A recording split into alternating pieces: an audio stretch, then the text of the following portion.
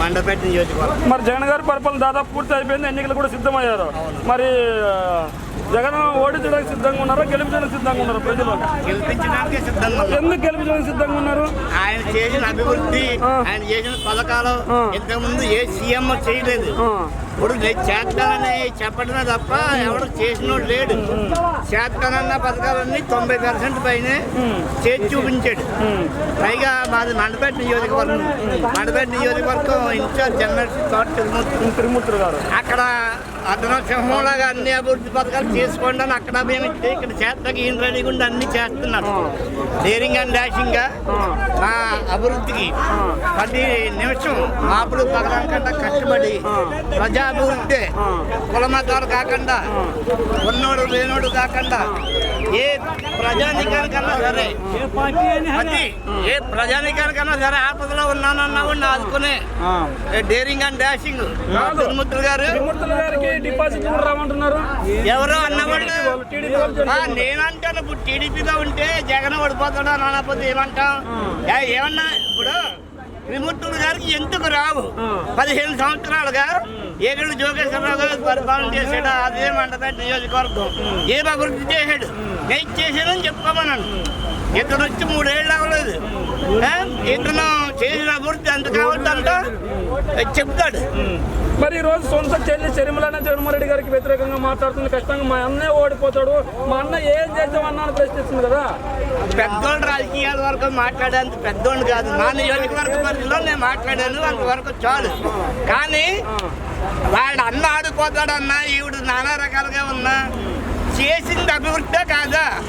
ప్రతి పేదోడికి అందిందా లేదా? అలాగే మా నియోజకవర్గం కూడా అంతే. అది చూసుకుని ఓటేస్తాడే తప్ప నా మొఖాన్ని నాకు ఓటు వేయండి, ఈ పథకాలు పెడుతున్నాను, ఇంత అమౌంట్ ఇస్తానని ఇప్పుడు ఏదో బాబు గారు రాసి ఇచ్చేస్తున్నాడు. ఇంతకు ముందు కూడా అలాగే రాశాడు. బాబు మీ భవిష్యత్తు గ్యారంటీ, బాబు మీ భవిష్యత్తు గ్యారంటీ, బాబు షూరిటీ. చెప్పిందే ఆయన పలకలేక దిగమగ అంటున్నాడు. నా పార్టీ రాదని ఆయనే అంటున్నాడు.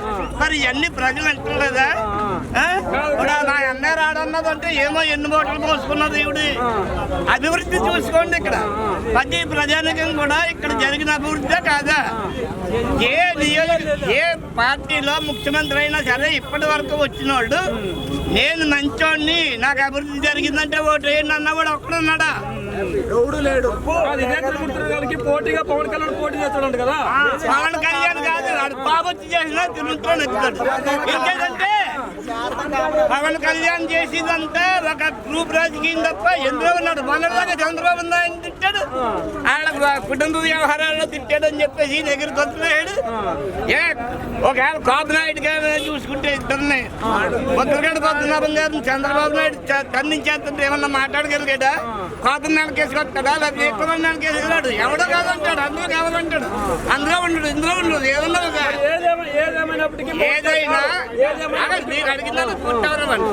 ఏదైనా పవన్ కళ్యాణ్ గారి నిర్ణయాలు కరెక్ట్ కాదు, అది ప్రతి ప్రజలకి తెలుసు. కాదు ఇప్పుడు ఏదేమైనప్పటికీ కాపులు ఎక్కువ ఉన్నారు మీ నియోజకవర్గంలో.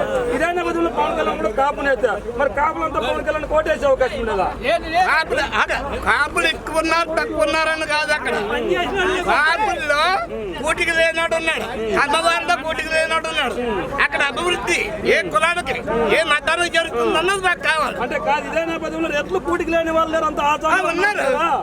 అందుకే లేవు. ఇప్పుడు పింఛన్ ఇస్తున్నాడు అంటే ఇంతకుముందు కార్యకర్తలు చూడండి, గోడ తిరిగివ్వండి చూడండి, దోషం తిరిగివ్వండి చూడండి అనేవారు.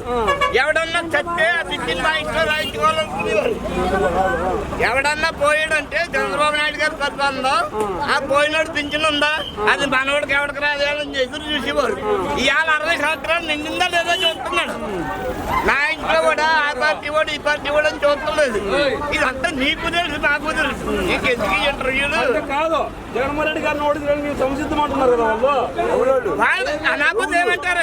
అలా కాదు, నువ్వు నాకు కూల్ డ్రింక్ ఇచ్చావు, మళ్ళీ నా టీవీ ఛానల్ మంచిది, మంచి వార్తలు రాస్తుందా, లేకపోతే దొంగ వార్తలు రాస్తుందా కదా. అంటే ఇప్పుడు ఈ రోజు వైసీపీ వాళ్ళు కూడా మీకు డబ్బులు ఇస్తున్నందుకు మాట్లాడుతున్నారు. అలాగే వైసీపీ వాళ్ళు డబ్బులు ఇచ్చారని అనుకోండి, వాడు చేసిన అభివృద్ధి ఏమైపోయింది మీకు కాబట్లేదా? మీ ఇంట్లో మీకు వచ్చిన అభివృద్ధి ఏమి లేదా? పింఛన్ లేదా? లేకపోతే వేరే వేరే పథకాలు ఆలోచించేది కానీ ఏమి లేదా అనుభవం లేదా మీకు ఏదన్నా ఉందా లేదా అనుభవించారు లేదా అనుభవం చెప్పండి మీరు జగన్ విద్యా దీవెన వచ్చింది ఆ? జగన్ విద్యా దీవెన ఓ, వచ్చింది కదా అది చాలు కదా అది ముందు రాలేదు కదా ఇంకెందుకు డబ్బులు ఇచ్చారంటారు అది?